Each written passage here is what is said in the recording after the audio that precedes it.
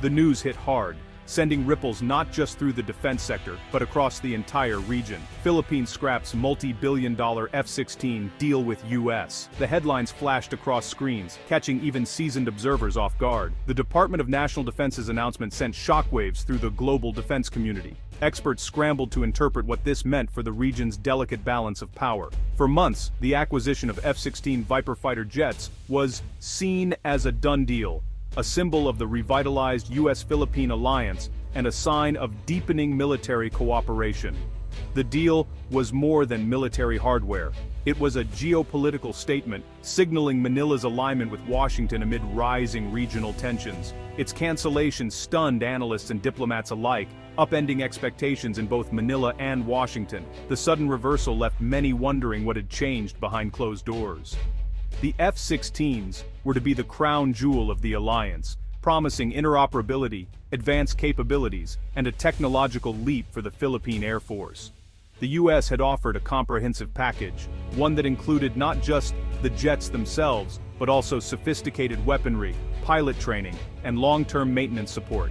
Jets, weaponry, training, and support. It was a deal designed to transform the Philippines' air defense capabilities for years to come. Suddenly the momentum stopped. The Philippines was signaling a new, more independent path. Speculation swirled. Was this a calculated move, or a reaction to shifting global dynamics? Was there a better offer on the table from another country?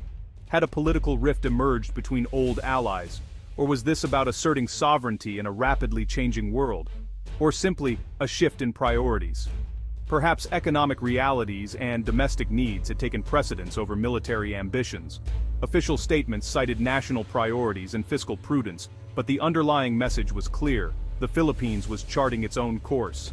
The Philippines was asserting its right to define its own security needs, regardless of outside expectations or international pressure. This was more than a rejection.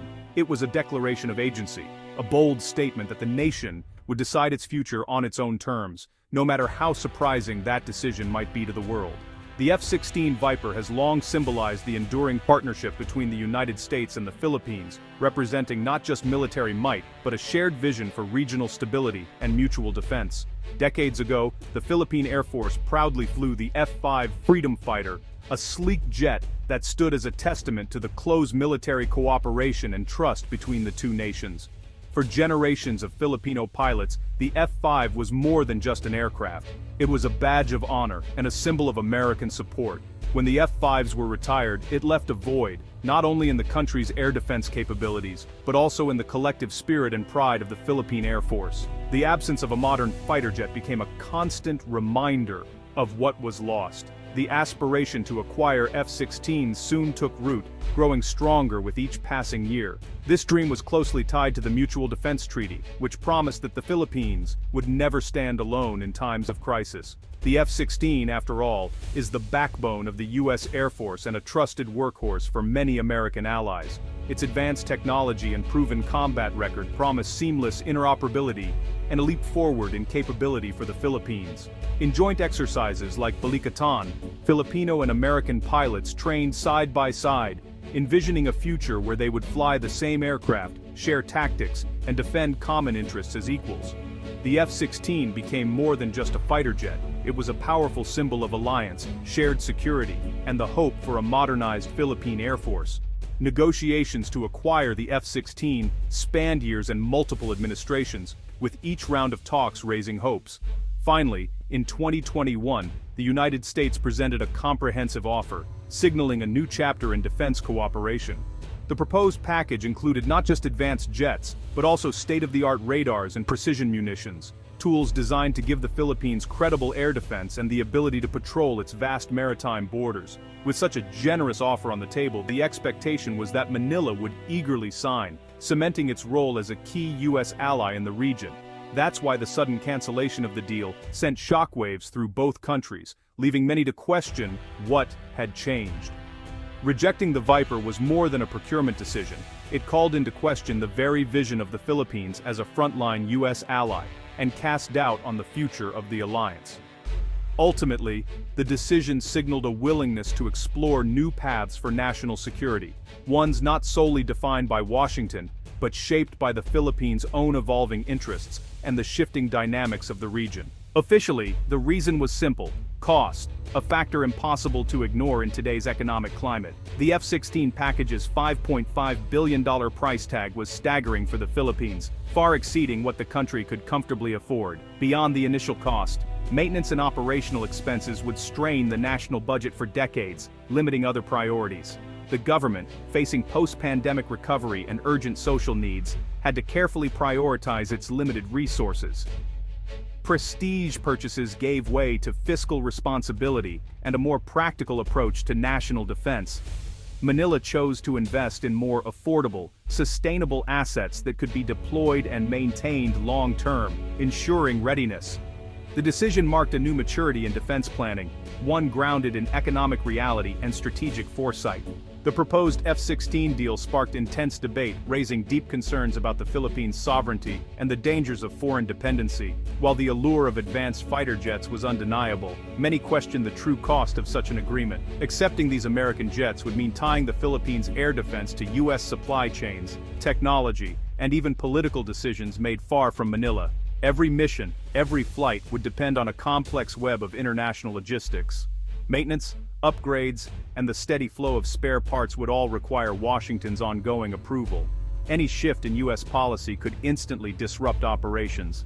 In the event of a diplomatic rift or sudden embargo, the entire fleet could be grounded overnight, leaving the country vulnerable and its investment wasted. History shows that other nations have faced similar risks, expensive high-tech hardware rendered useless by shifting alliances or political disputes, gathering dust in hangars. The Philippines currently lacks the local capacity and technical expertise to independently support, repair, or upgrade such advanced jets without foreign help. Relying on foreign contractors and engineers would only deepen this dependency, making the country's security even more vulnerable to outside influence.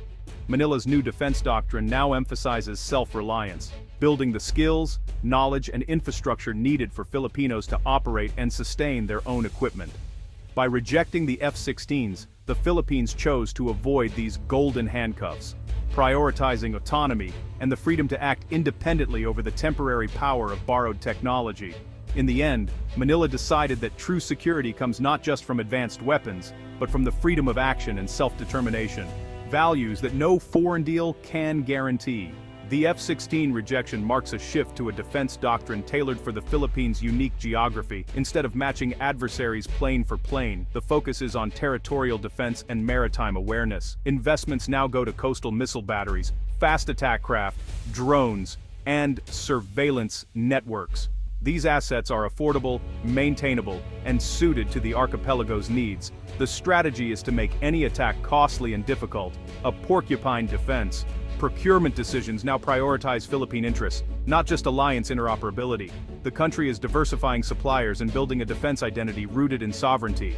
The decision sent ripples across the Indo-Pacific. For the U.S., it was a setback, undermining efforts to build a network of capable allies. China likely welcomed the move, seeing an opportunity to draw Manila closer. ASEAN neighbors watched with a mix of admiration and caution.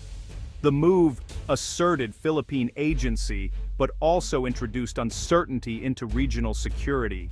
The region is now rethinking alliances. Partnerships must respect sovereignty and economic realities. Even long-standing allies can no longer be taken for granted. The Philippines' choice is a case study in the new dynamics of modern alliances. The old rules of superpower patronage are being rewritten by the very nations they once secured.